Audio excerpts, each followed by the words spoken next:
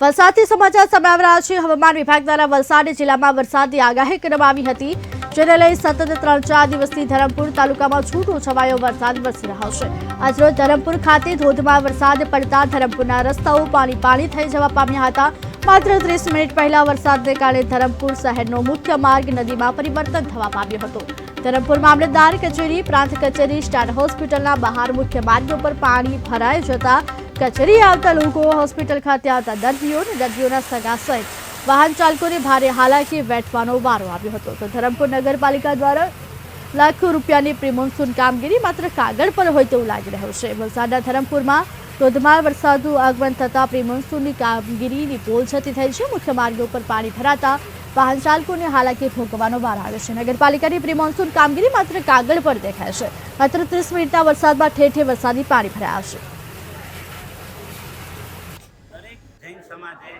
ચારે ચાર ફિરકાએ દરેકે સંગઠિત થઈને આનો ખૂબ જ વિરોધ કરવો જોઈએ। કોઈ પણ ધર્મ ઉપર આપત્તિ આવે ત્યારે સંગઠન જ કામ આવે છે। ખાલી વાતોથી કોઈ વસ્તુ થતું નથી, સંગઠન કર્યા વગર કંઈ થતું નથી। અને સંગઠનથી વિરોધ કરશું તો સરકારે પણ ઝૂકવું પડશે અને જૈન લોકો નબળા છે એવી એ લોકોની માન્યતા એ લોકોએ કાઢવી પડશે। આપણને કોઈ છેડે એ આપણે ચલાવતા નથી, આપણને છેડે તો આપણે એને કોઈને છોડતા નથી, એ રીતની આપણી માન્યતા છે। અને આપણે સર્વત્ર રીતે ખૂબ જ વિરોધ કરી અને આનો પ્રત્યાઘાત રૂપે સરકાર સુધી મેસેજ પહોંચાડવાનો પ્રયત્ન કરશું। દરેક